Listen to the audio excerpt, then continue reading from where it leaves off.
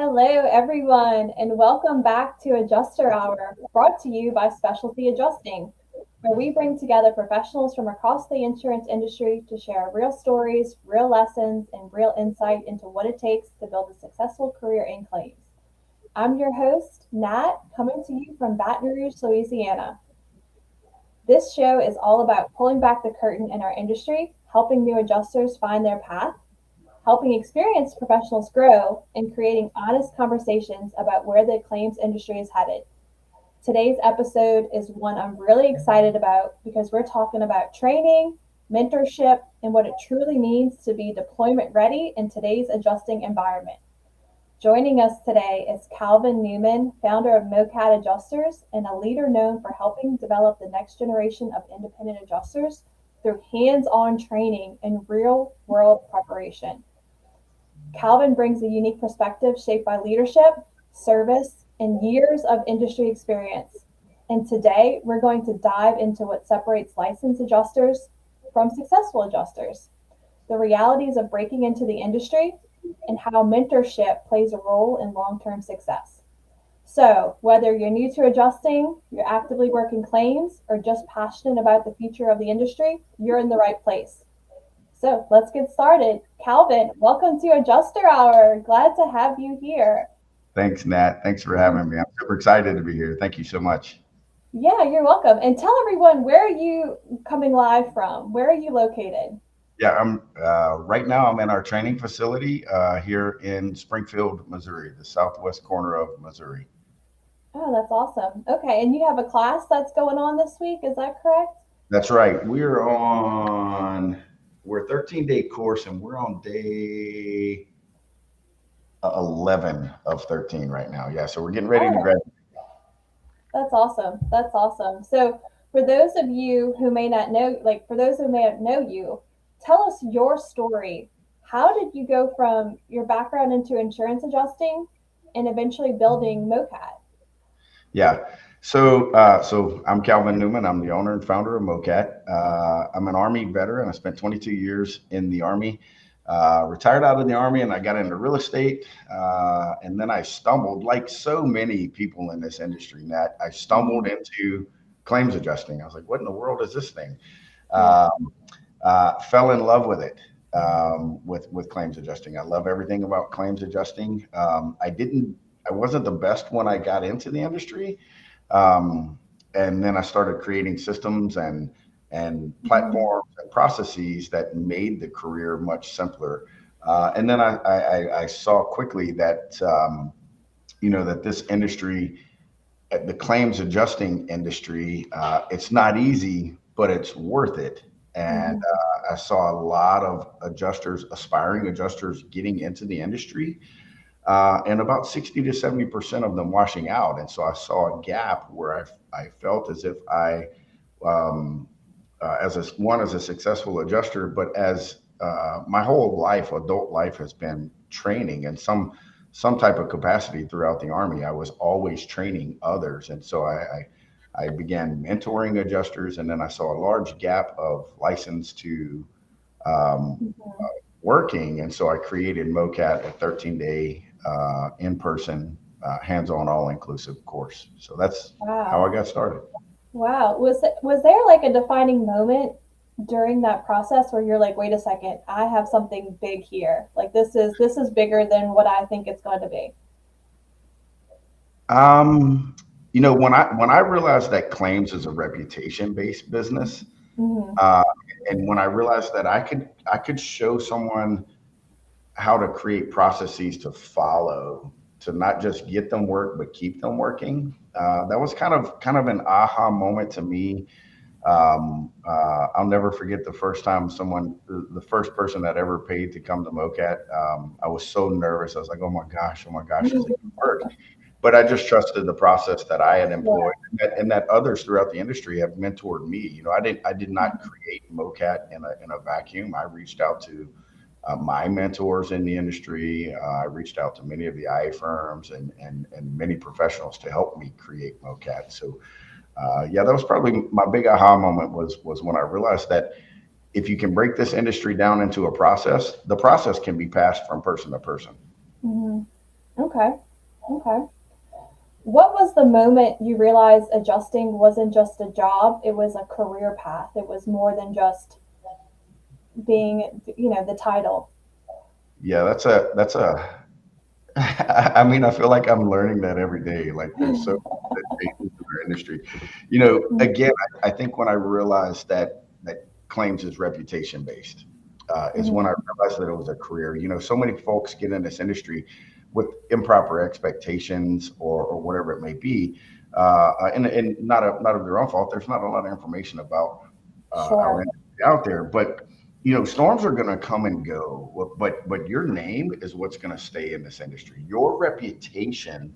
Uh, Mhm. so when I realized that it's really all about your reputation as an estimator, can you close claims? Right?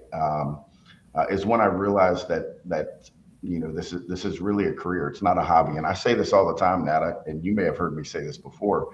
Um, this is not a hobby.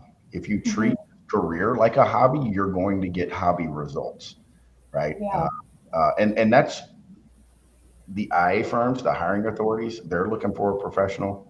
Definitely the homeowner, the insureds. They deserve a professional Mhm. investor, right? And your career rests on how serious do you want to take your career, how much do you want to invest in your career, and make yourself a professional. So, yeah, I hope that answered your question. Yeah. Yeah, but I just thought of another question, which I tend to do. I see a lot of adjusters market themselves as a business. And I know you have to operate as a business, but should you market yourself as, Nat's Adjusting Company, or should I market myself as Natalie Ariave? But I am secretly, not secretly, but I'm financially working through a business.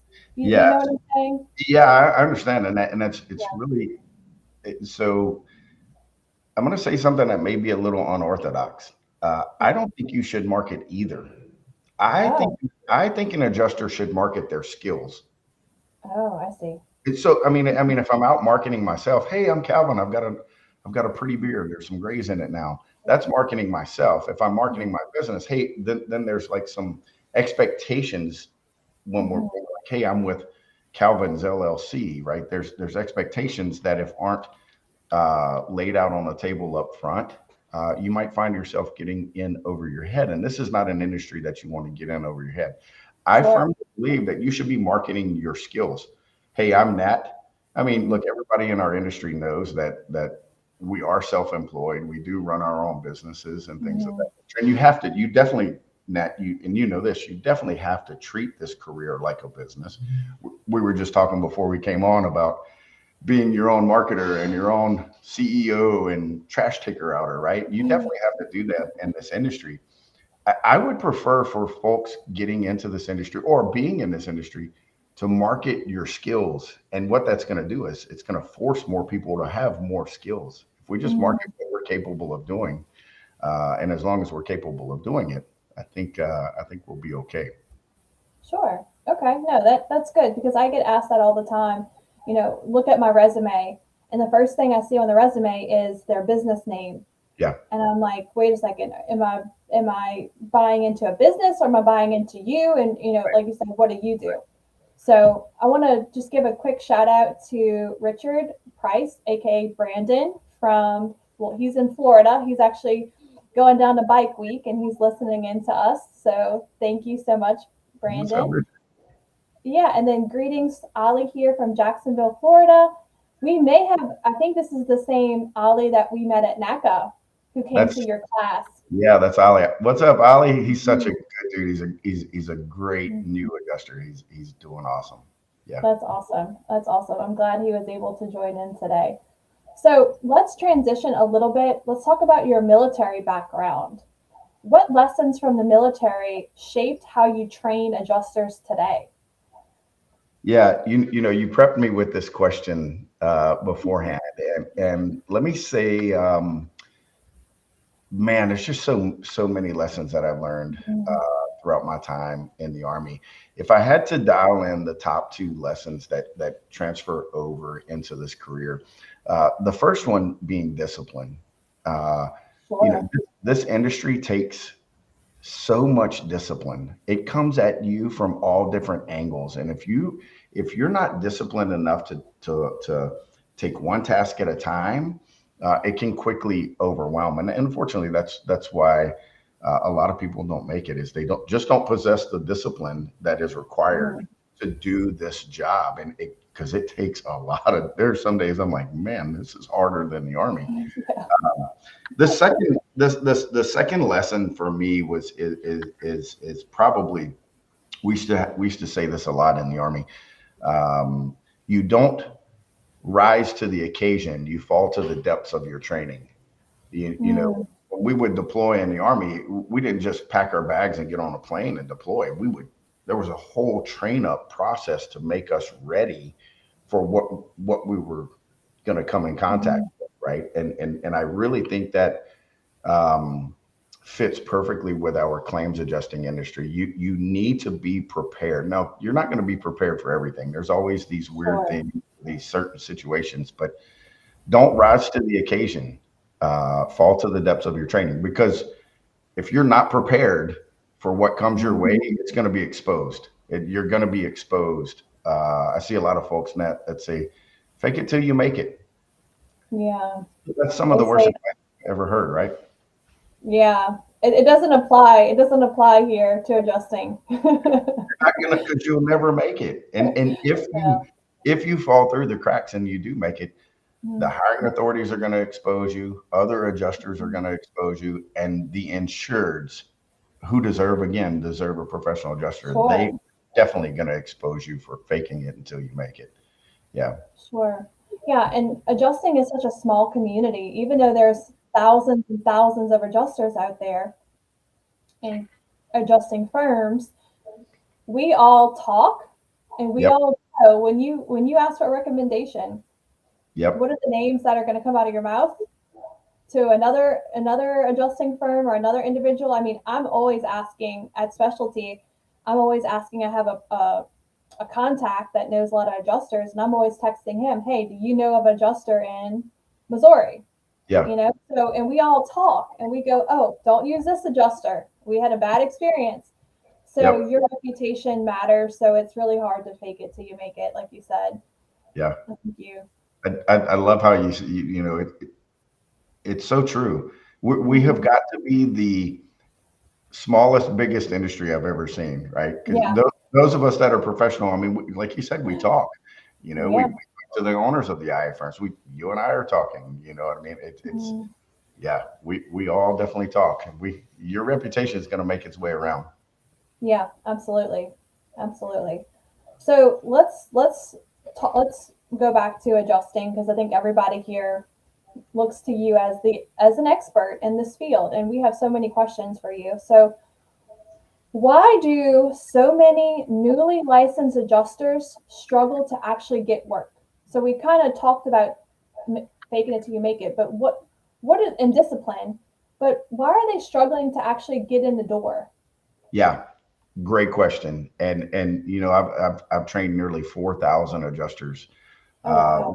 with an 87% hireability rate. 87% of our alumni either got work or are still working after coming out of here. And so this was something that we looked at when we started the Mocat curriculum: is Mm, where's the gap, right?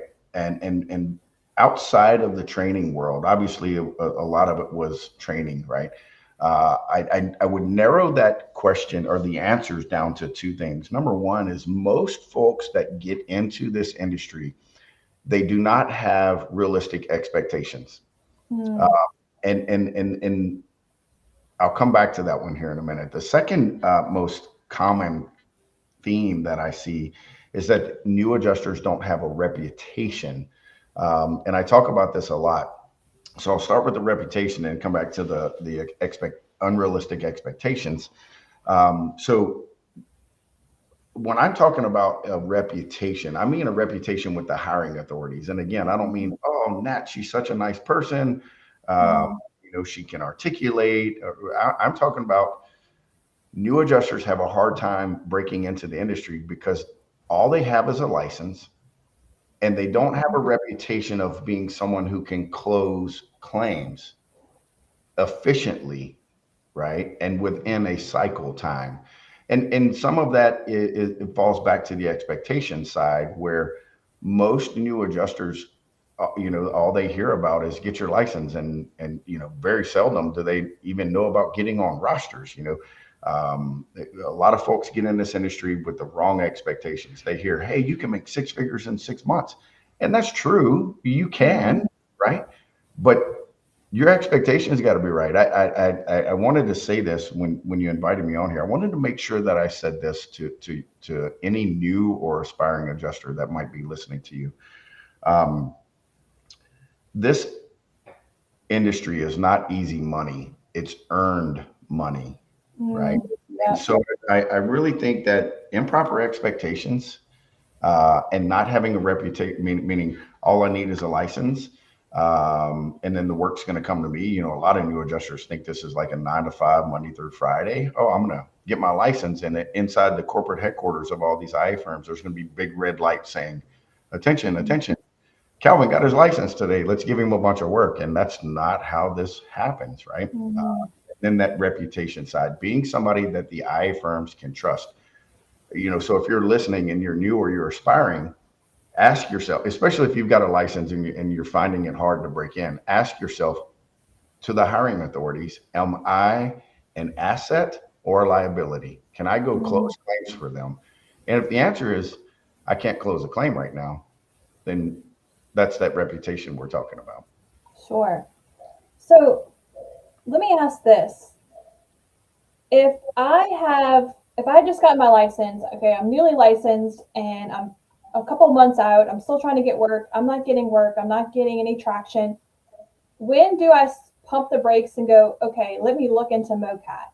Is Yeah. it too late after I get my license? Can I still go to Mocat, or who can go to Mocat? Who's your, how Yeah. do I get Yeah.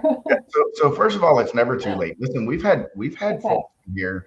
So we've had folks in here with 20 years of adjusting experience. We've had Oh, several wow. people come out of the staff world, Hmm. retiring as a staff adjuster, Oh. want to break into the independent world because even though those are the same two jobs, right? Hmm.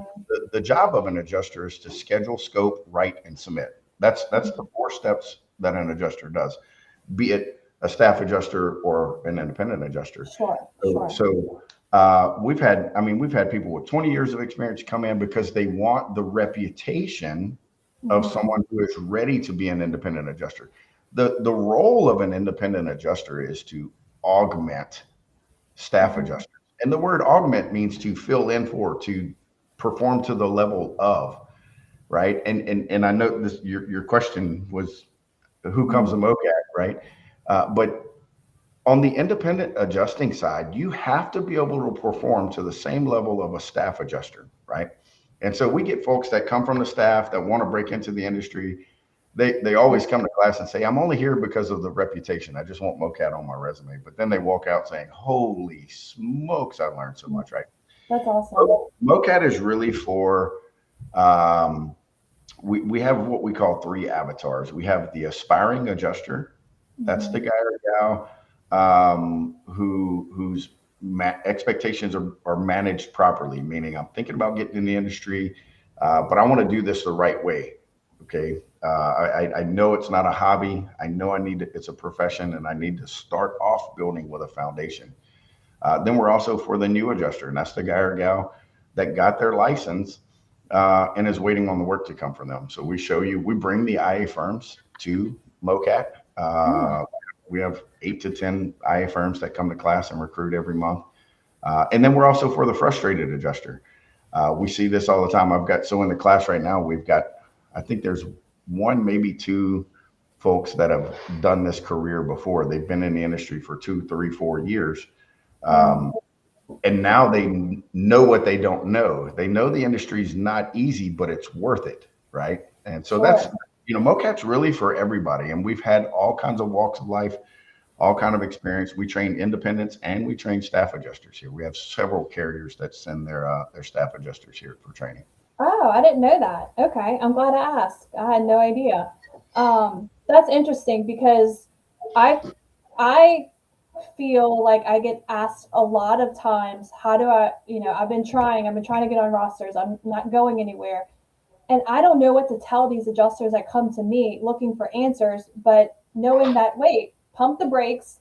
Let's kind of restart. Let's go to Yeah. Mocat. Let's go to the training. Let's get the motions put through, because you're not getting that real world experience yet. With Mocat, you kind of walk through a real life scenario. You have Oh the yeah. I see people climbing roofs, you Oh yeah. know, people are actually doing a claim Yeah. Yeah. at, That at Mocat.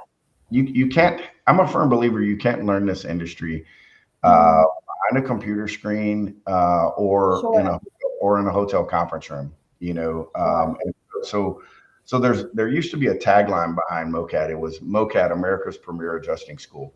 And I remember telling myself, if I'm going to be premier, I'm going to be premier. And so I Yeah. started investing in the company, and I've got 6 different roofs to climb on. I've got 2 kitchens, Oh, water damage kitchen. I've got a fire kitchen. I've got hail damage to siding. I mean, when you come to Mocat, you're going to get the real world experience. You're going to be able to touch, taste, and smell. Because again, we can stare at pictures of hail damage all day long, but if sure. you actually feel the bruise, see the bruise, and feel Mhm. the divot, and see the granules, Yeah. I don't think it quite registers, right? No, no. So I got my start where I started with a small adjusting firm in Baton Rouge called Brown Claims. And they took me in and they trained me for 6 to 8 months Yeah, before I was let loose. yeah. So that doesn't happen anymore, though. No, Nat, that You, gone are those days, right? And I those think are done. that's amazing. Our industry's changed, right? Hmm. And the days, if you think an IA firm has time to train you, you are just out of your mind wrong. Sure, sure. If you think that you're going to get some on the job training, listen, with the current environment that we're in, with technology coming out, Hmm. with the volatility of our industry, I mean, we go from 0 to 100 in a Sure. matter of minutes in this industry. And if you're not ready to go, the firms don't have time, or the hiring authorities, they don't have time or the desire. I can't tell you how many hiring authorities, IA firms, Hmm. Nat, and these are owners and CEOs and presidents of IA firms that come to us as Mocat and say, "Will you please train for us?" And I always ask them, like you're a multi-billion-dollar company, maybe not Yeah. billion, but Yeah. you're a massive organization. You don't have a training department, and they always tell me we are not in the training world. That's not what we do. We hire adjusters Wow. that can close claims, and we collaborate with the carriers. Right? I hear that often from IA firms. So yeah, gone are the days of, hey, come in and let me show you for 6 months. Right? Let me Gone show are, you. Yeah, we're gonna train for 6 to 8 months, and then you'll be ready. wow. Yeah, and then I remember hurricane came. This was in 2012, um, and they were like, "Okay, you're done. It's time. This is it." And then so it was my first storm was in my own backyard in Louisiana. So it was that was the best time of my life, being in the field. But anyway, enough of that. I want to say hello. We have a lot more viewers that have tuned in. Uh, Devin from West Virginia. Hi, Devin.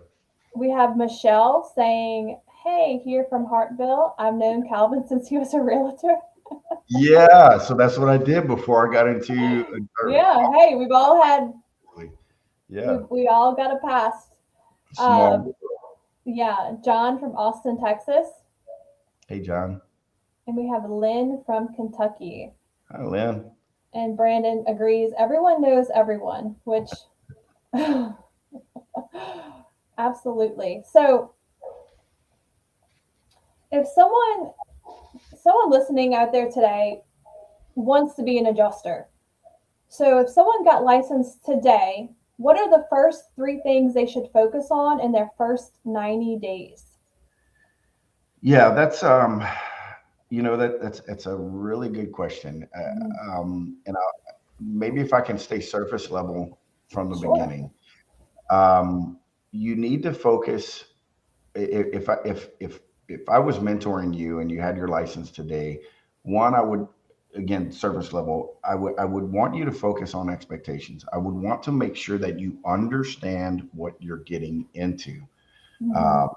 Uh, so with that being said, maybe I would say start looking for a mentor, start looking Oh. for a Sherpa, start gathering. You should have already done this, right? Mm-hmm. But most people get their license before they realize how they realize Yeah. what it really is, right? I know you've seen. I mean, you've been a manager before. How many people have you seen come in? Hey, Nat, I got my license. Will you and a dispatcher? I think you were dispatching before at another firm, right? So Yeah. how many Yeah. people are like, hey, I got my license. I'm ready to go to work. You know. Yeah. Um, Yeah. so I would focus on getting a mentor, understanding what this industry is really about, Mm-hmm. and then I would start learning the process. Once you understand the cycle time, once you understand the cycle of a claim, and understand good faith laws and all of that stuff, and you understand, hey, the estimating guidelines tell me I have 24 hours to make my contact, but your manager's not going to give you 24 hours, right? Your manager's going to be on your tail Yeah. early. I would start working on the process, right? Mm-hmm. And for the folks listening, I said it earlier. There's 4 steps to this process, and it's, do you know how to properly organize your claims, schedule your claims, right? So the 4 steps are or the 4 core competencies I would say that we teach here at Mocat. Know and understand insurance policy. Having that license Mm-hmm. does not mean you know how to interpret policy. That license has very little to do with policy interpretation, right? It just Yeah. means you know how to pass a state exam. So I would focus on mastering policy, and then followed up by claim organization, which is what these are the core competencies we teach. The second one being claim organization. Once I get claims, how do I organize them? How do I organize them for efficiency? How do I organize them based off of priority? How do I organize them inside of the estimating platform, right? The third thing I would tell the listeners to start working on is scoping. Scoping is the process of identifying, investigating, and documenting all 3 of those steps inside of scoping. So start learning construction, learning how things go together, Mm-hmm. learning how things are damaged. Nat, I just came back from, can I give a plug on here? I just came Yeah. from conference. Okay. Absolutely. All right. I just came back from Elevate's conference. And I always tell people I am an insurance geek. Like, I am the weirdest dude in the world when it comes to damage. I love learning how things are damaged. And I thought I was pretty good until I went to this Elevate conference. And Mm-hmm. Elevate has scientists, or Yeah. Verisk has scientists Wow. on shingles. I found my new job. I want to just go work for them. So anyway, scoping, work on scoping, understanding construction. Now listen, Nat, and you and I both Mhm. know this. You don't have to have a construction background to be a highly successful adjuster. Sure. No, You you need, really don't. you need to know construction a little bit, Mhm. right? Jess, my Xactimate certified trainer, she tells people all the time she learned construction by working Xactimate, right? Yeah. Yeah. So I would understand some construction and understand how to scope, creating a process and order of how to inspect that house. And then the fourth thing that I would tell folks who just got their license is start working on the estimating platforms. Um, Now, all 4 of those things carry the same weight, in my opinion: policy, Sure. claim organization, scoping, estimatics. Um, but there's always one that somebody gets caught up in. Mm. And if I had to take a wild guess at what the hardest, now for your listeners, Nat, I don't want anybody to say, oh, well, Calvin told me I only needed to focus on this. Yeah. You need to focus on those 4 things: policy, claim organization, scoping, and estimatics. But what I have seen people struggle the most with is the software, Mm. right? So go out and start practicing. Spend money on yourself and buy the Xactimate program or buy the Cotality program and practice at your Mm. house, practice at your neighbor's house, right? Because I think that's the part that most are going to struggle with is the estimating platforms. Because once you and even then you can be good at Xactimate. Like today we're testing for Xactimate. Our guys and gals are in here. Many are taking their level 2 test. But I tell people all the time, just because you're Xactimate certified does not mean you know how to write an estimate, Yeah. Yeah. right?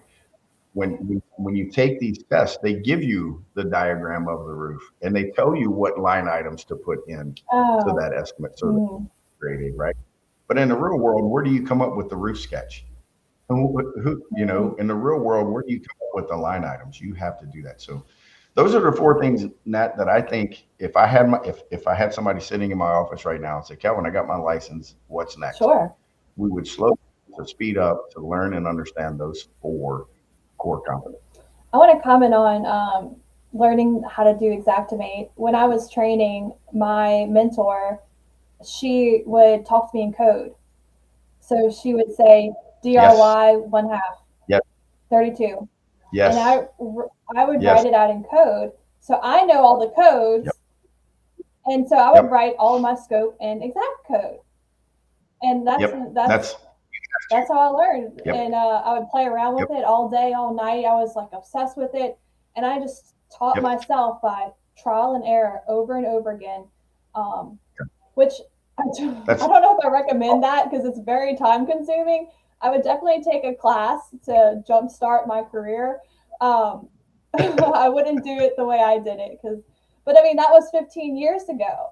So, well, that's exactly how we teach it here at yeah, Mocat. Listen, I tell people, listen, your end state in this career mm, is submitting estimates. That's what you get paid yeah, for. You don't get paid.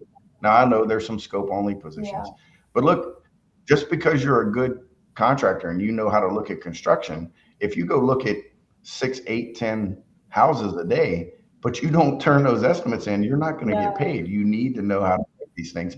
And I tell folks this all the time: if you have to write it in an estimate in exactament or totality, doesn't it make sense that when you're scoping, mm, that you're scoping in totality?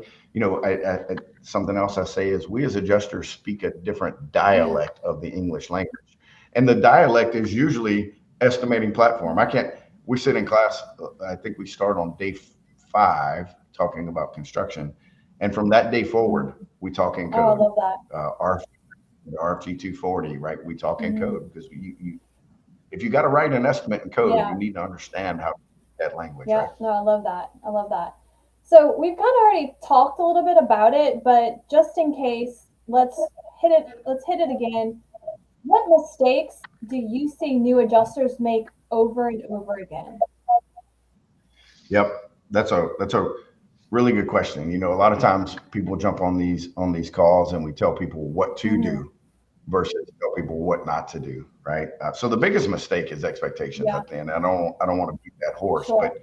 but um, a lot of folks chase shortcuts. Shortcuts. Yeah. A lot of folks chase Hmm. shortcuts, like, oh, I'll get my license and that's all I need. Or I'm going to go get this free training and get this free Hmm. training and get this free training and piecemeal my stuff together, right? Hmm. Um, so, chasing shortcuts versus getting in the reps, the quality reps, get quality training underneath Hmm. your feet.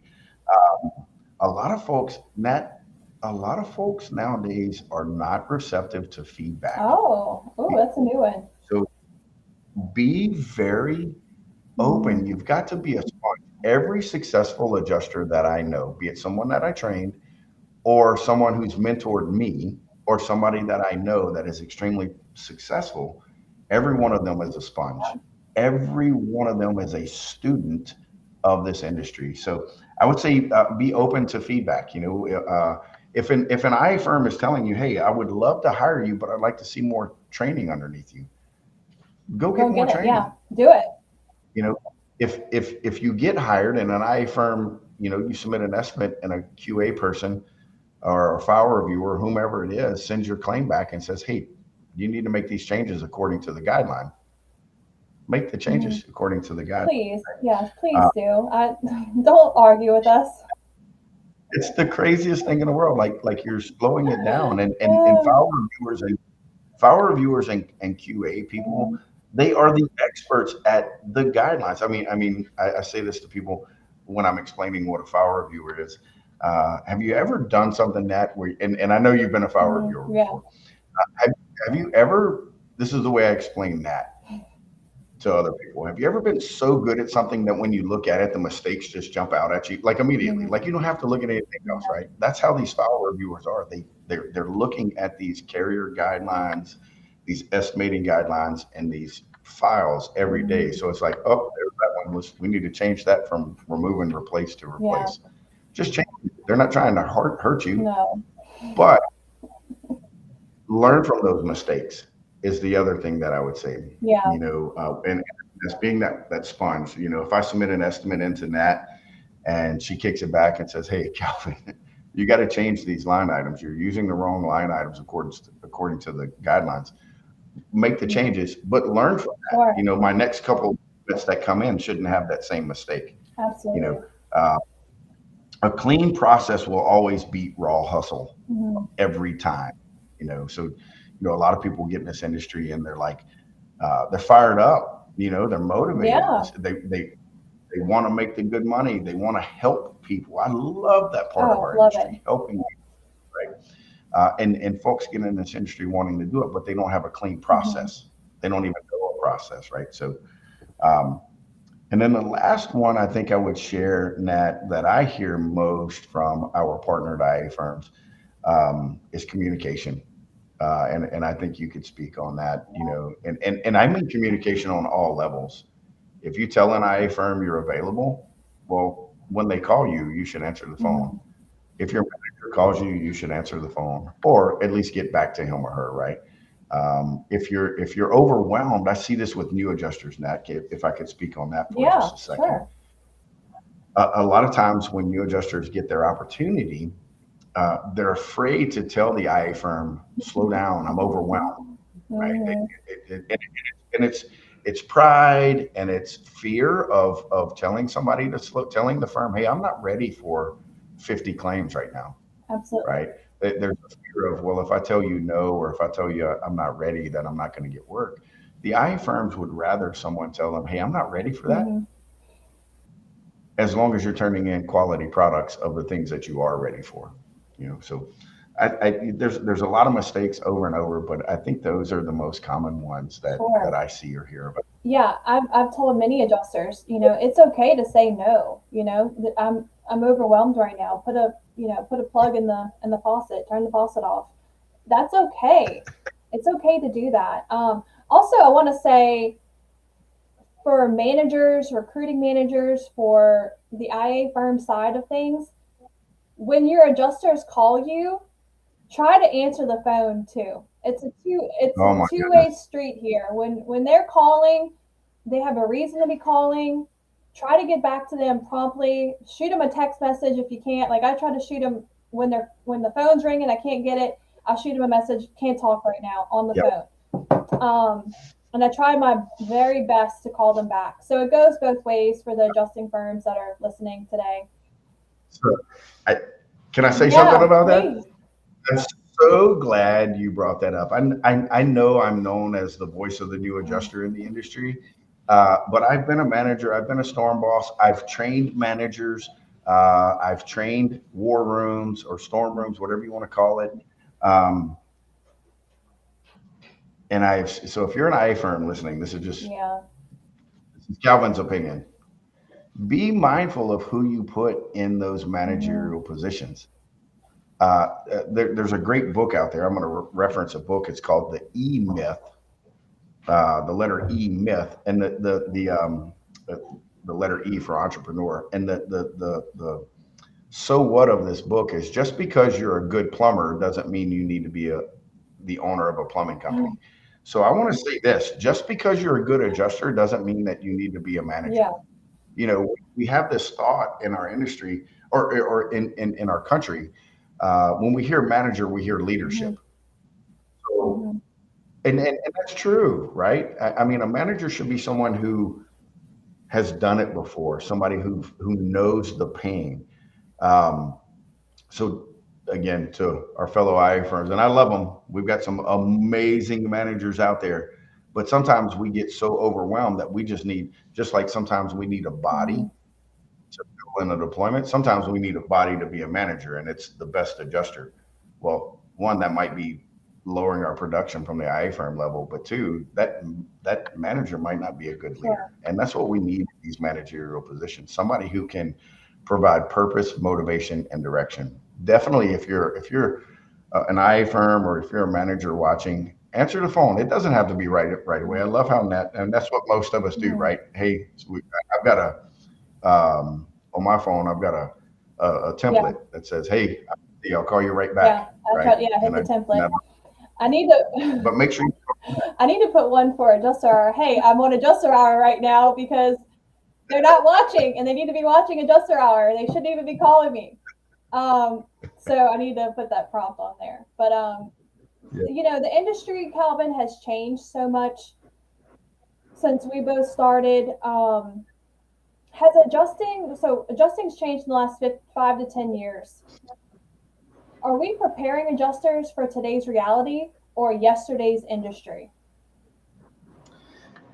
Ooh, that's a good one, right? Because there has to be a fine Sure. balance, right? We have to learn from the past. We have to learn from history. We have to learn Mhm.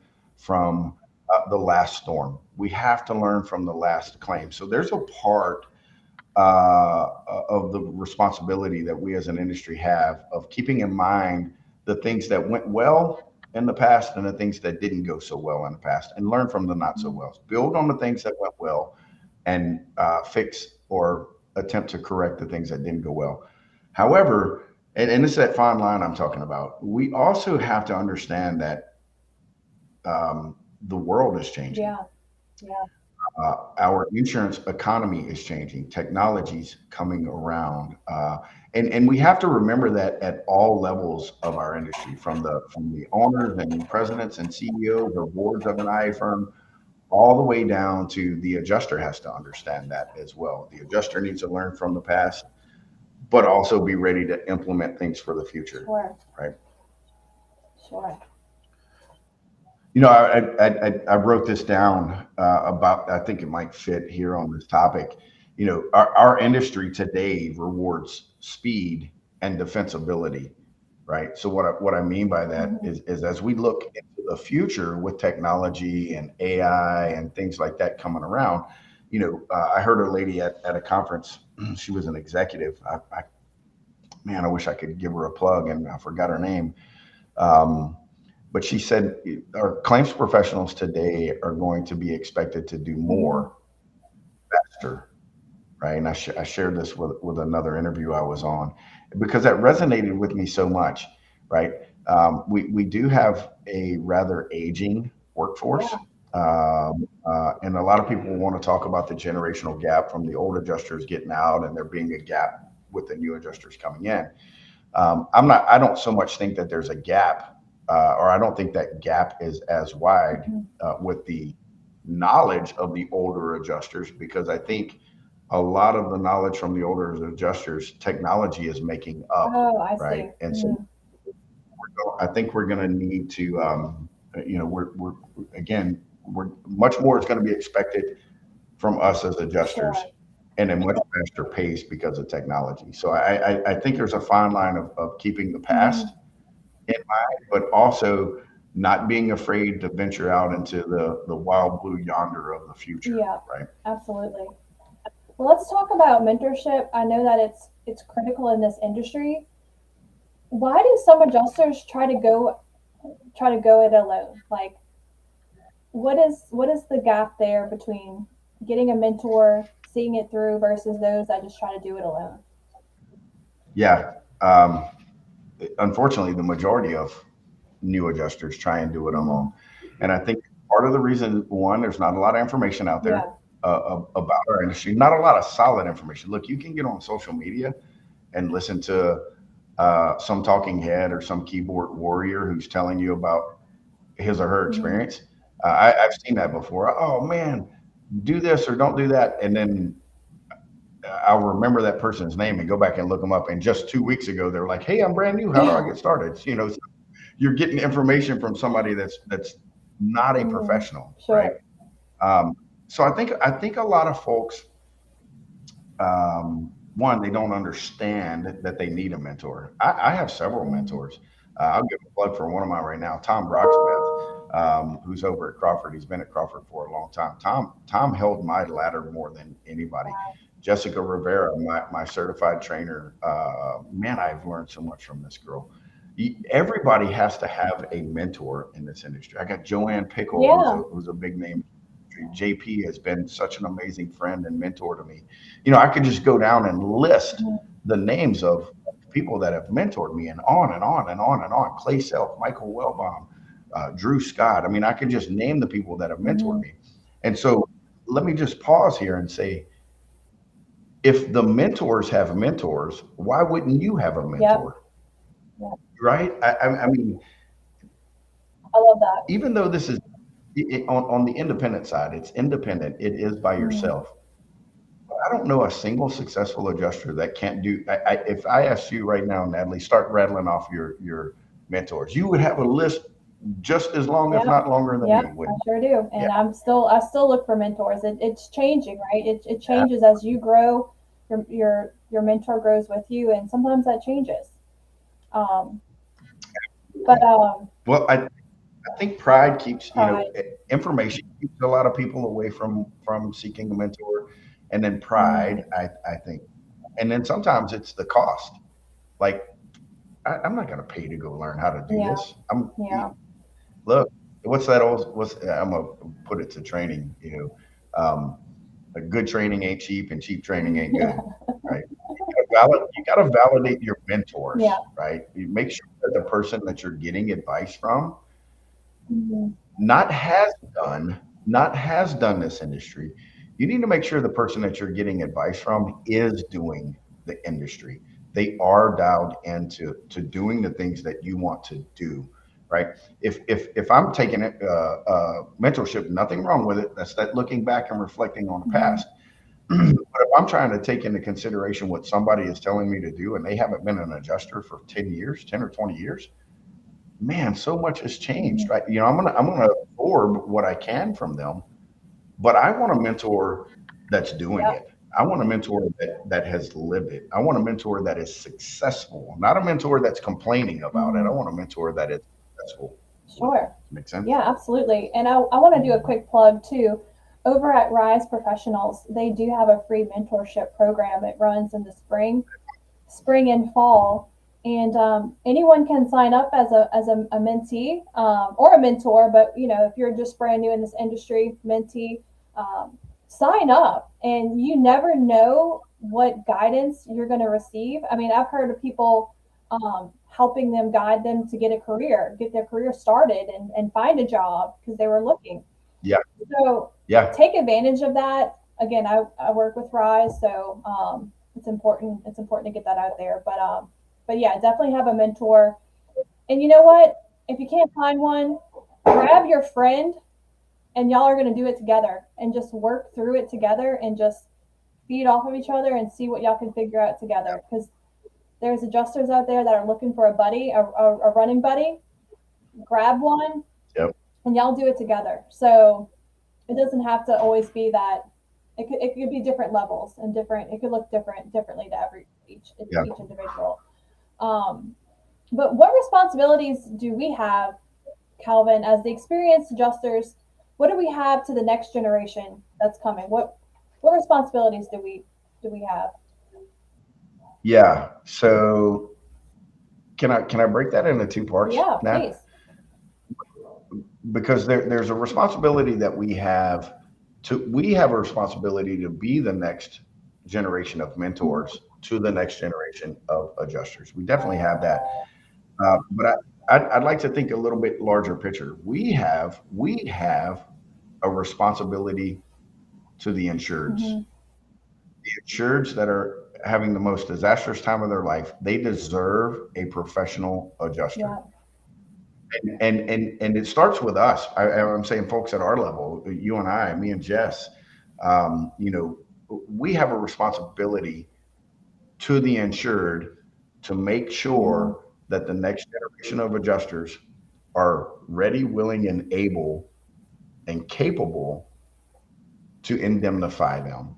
And so our generation, and when I say our generation in this Hmm. career, we have a responsibility. I really think that if you're a seasoned adjuster, um, that you should be seeking out mentorship roles, meaning you should be, like you just mentioned, Rise, you can be a Yep. mentor. You should be seeking those things out, right? What better than to hold somebody else's Hmm. ladder,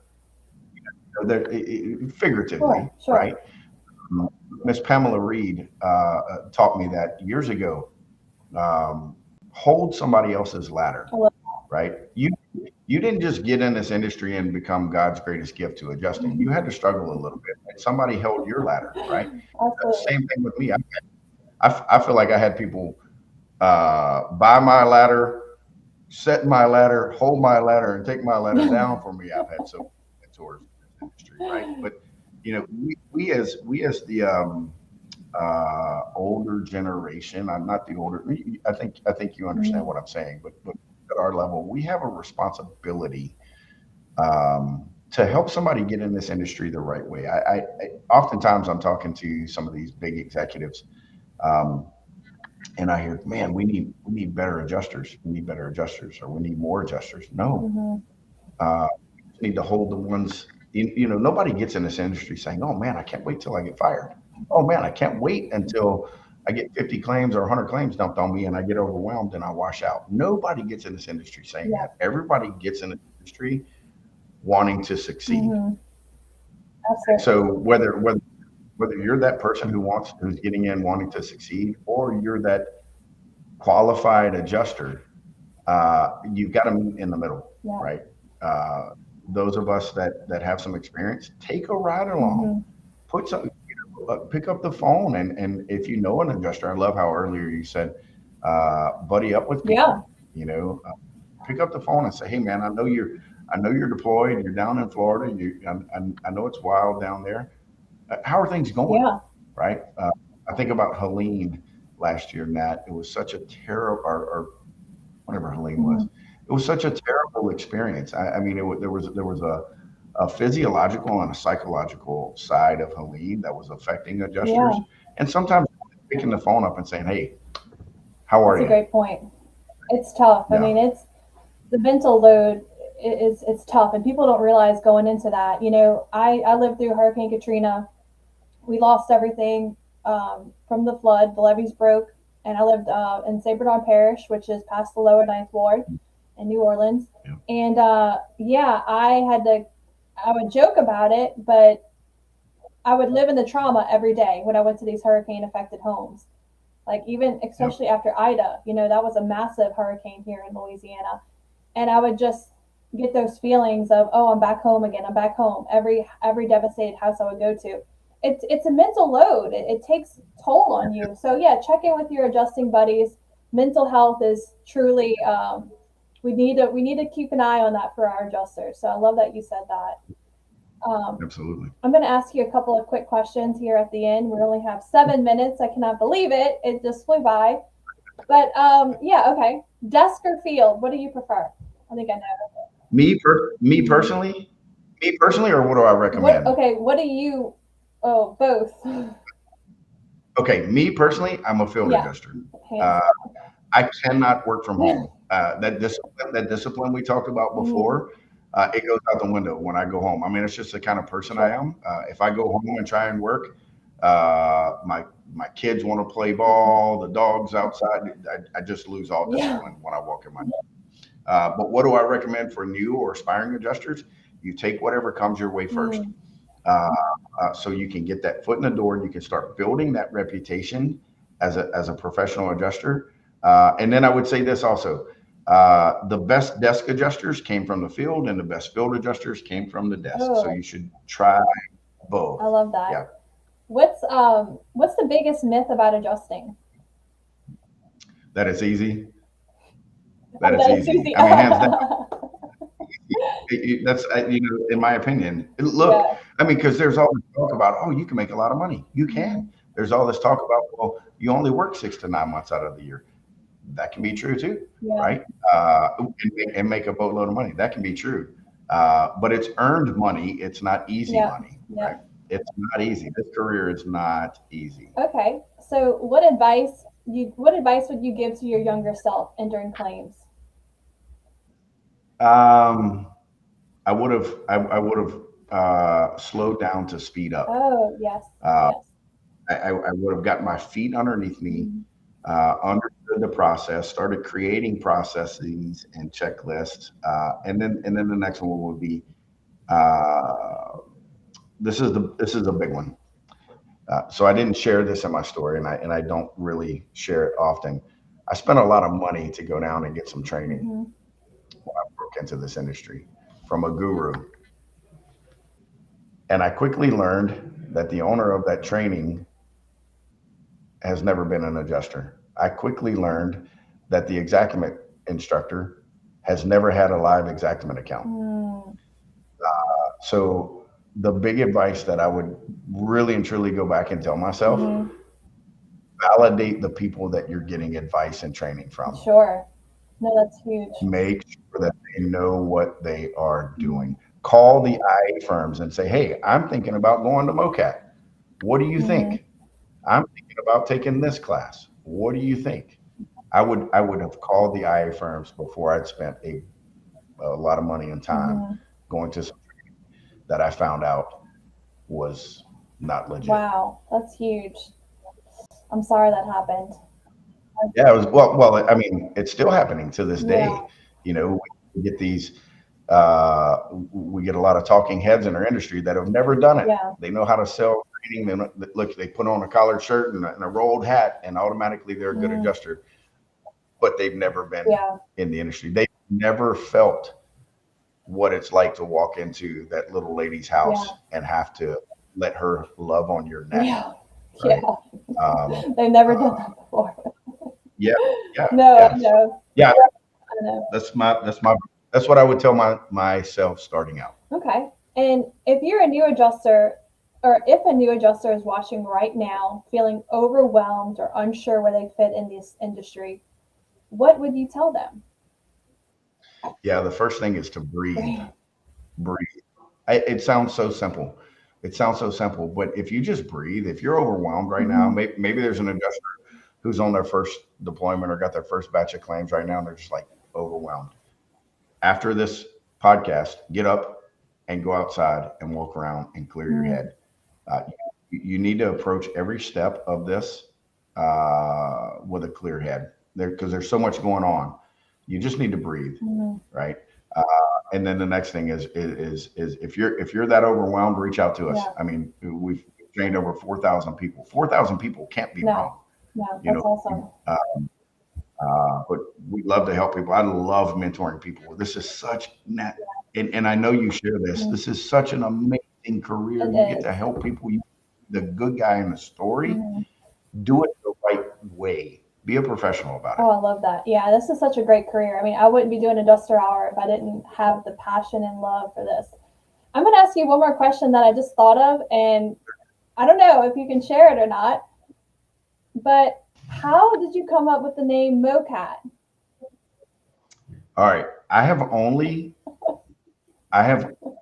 I have only I'm gonna do this for just for you, Nat, for you and your because I have only ever made it public one time what MOCAT stands for.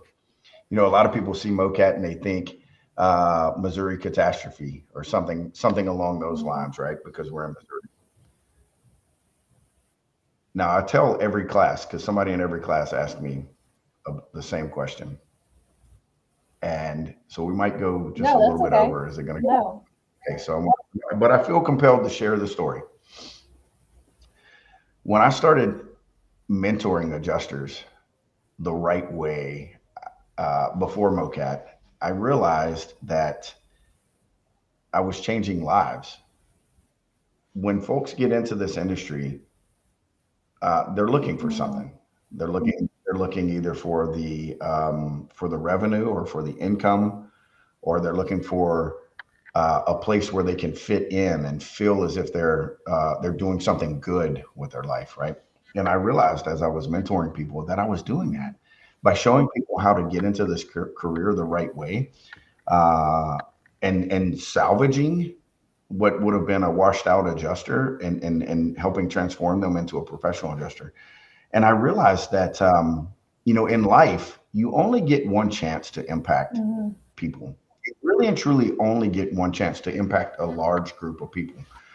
And I knew that by training and mentoring adjusters, that I was going to impact their life, right? And that's kind of my checks and balance here, Sure. right? Of making sure that I don't outgrow my britches. Um, and so then I realized, wait a minute, I'm not just changing the adjuster's life and their family's life by providing a quality Mhm. mentorship. I'm changing the lives of every insured that they go out and meet, Yeah. every insured they're out there indemnifying. And you only get one chance at that. And so Mocat is my only chance at this. Oh, wow. My at this. Yeah. Ah. Ah, I love that. It's way better than I thought it was. Most people think it's Missouri catastrophe, I'm but it's not. It's my only chance at I'm this. not even gonna I'm not even gonna say what I thought it was because it's too embarrassing. Your answer is awesome. That's way better than what I could have imagined. I love that. I love that. I'm gonna think about that today too, and when my interactions with my field, my team at specialty, and when at Rise too, and I coordinate with my Yeah. corporate members and think about that. So, Calvin, Be a good leader. yeah, to be a good leader. Calvin, thank you so much for joining us today and sharing your experience and insight with our audience. Conversations like this are exactly why Adjuster Hour exists to help bring clarity, mentorship, and real perspective to professionals at every stage of their careers. To everyone who joined us live, which was quite a few, I had a lot more chatter in the chat. We just couldn't get to it. And those catching the replay, thank you for spending part of your day with us. The goal of Adjuster Hour has always been simple to connect our industry, share knowledge, and help the next generation of insurance professionals grow stronger together. So if today's conversation brought you value, make sure you connect with Calvin. Follow Mocat on LinkedIn. Connect Calvin on LinkedIn. Follow them on Facebook. All the socials, right, Calvin? Y'all are on quite a bit of social media. I think I just All the just followed you on Facebook the other day. So thank you're welcome. And share this episode with someone who could benefit from it. If you know an adjuster that's struggling, tag them below. Let them know, hey, watch this. Get some fire going after listening to this conversation. And remember, someone helped you get here. Don't forget to help the that's right. next adjuster coming behind you. I'm Nat, and this has been Adjuster Hour. We'll see you next time. Bye, guys. Thanks, Ned. Thank you, Ned.